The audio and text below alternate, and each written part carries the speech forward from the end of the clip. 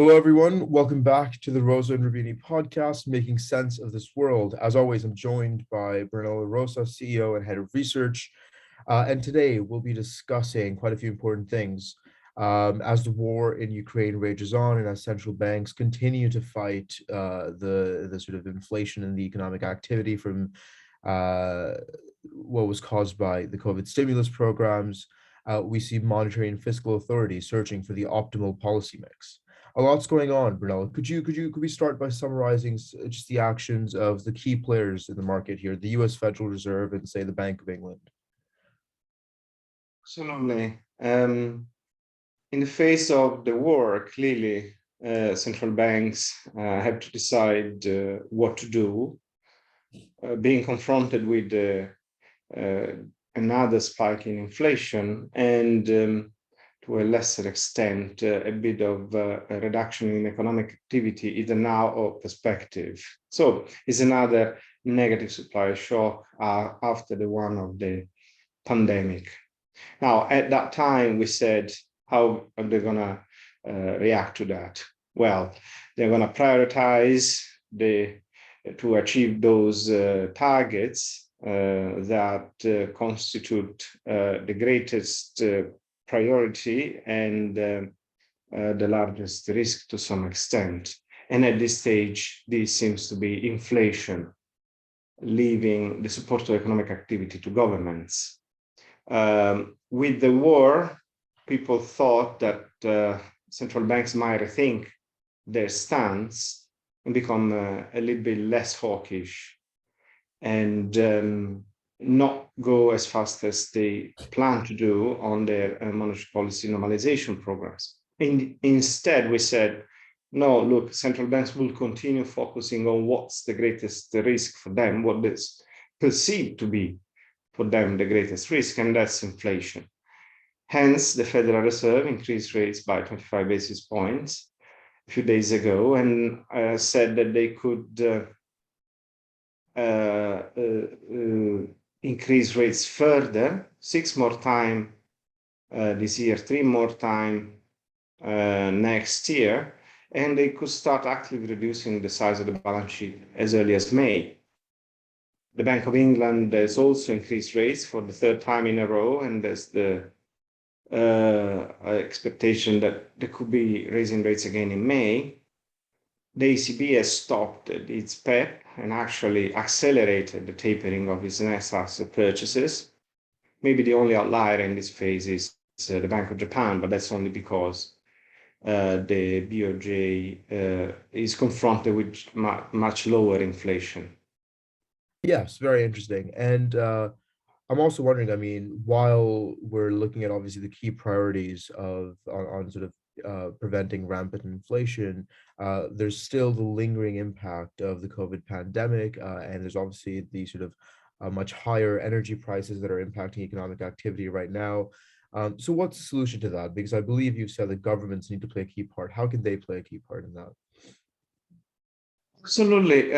While central banks focus on inflation, governments will focus on the support to economic activity. And the best thing they can do at this stage is taming the inflation they can control to some extent. And that comes from either duties on fuel and energy products or other taxes, administrative prices that they can control. So some of them, such as the Italian government, has started to reduce the duties on fuel, 25 cents per liter in the case of the Italian government. Others will likely do something similar, such as the UK government in the spring statement. And similar actions have been taken by other governments around the world. So there's kind of a sort of emerging division of labor between central banks and governments, one focusing on inflation control and the other on supporting economic activity. Right. And I mean, you end off your newsletter by saying that, at the end of the day, even though we need this division of labor, finding the optimal policy mix may prove quite elusive for central banks and governments. So if you were to play a part of that, if you were to advise governments and central banks, how would you advise efficiently keeping a two different tracks, efficiently keeping a division of labor there? So the division of labor will remain quite complicated simply because at first sight, it seems like central banks can control inflation and governments focus on activity support. But in reality, the support to economic activity might prove inflationary, as it was in fact inflationary in the US, the support to the economy provided by governments, and has resulted in inflation, which now the Fed is trying to combat.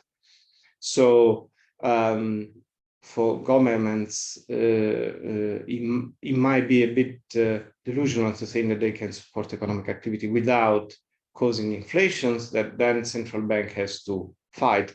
On the other hand, central banks may want to increase rates maybe as fast as they can, but they actually can't because they have very, very sizable balance sheets, and increasing rates fast would imply reducing the value of those assets in balance sheet, and of course of all similar bonds in the market. So they are constrained in how much and how they can do things. Equally, governments might want to impose sanctions on Russia to punish Russia for what the country has done, but also those sanctions may prove inflationary, and that may defeat what they're trying to do with the fiscal support and what central banks are trying to do with the monetary tightening. So all this is to say that the policy mix is way more complicated than it looks at first sight. If I were to give advice, that would be first, okay, in this initial phase, do as you're doing, because there's kind of nothing else you can do. But then one solution could be you need to give something up. You might not be able to control inflation as much as you want, or you might not be able to support economic activity as much as you want, or you might not be able to sanction Russia as much as you want, or you adopt a bit of a mix of all this, and you're going to give up a bit of all these goals and achieve a suboptimal solution in the end on all fronts. None of these two options is ideal. Clearly, there are way too many goals that we are trying to achieve with way too many instruments. That means that eventually something might not be achieved as much as wanted, and that's the unfortunate case of having to deal with two negative supply shocks in a row. Definitely. It seems like a very sort of tricky, complicated situation with competing priorities. So we'll keep analyzing it going forward. But as always, thank you so much for your time and insight, Brunello. Very helpful. Thank you very much. Until next time.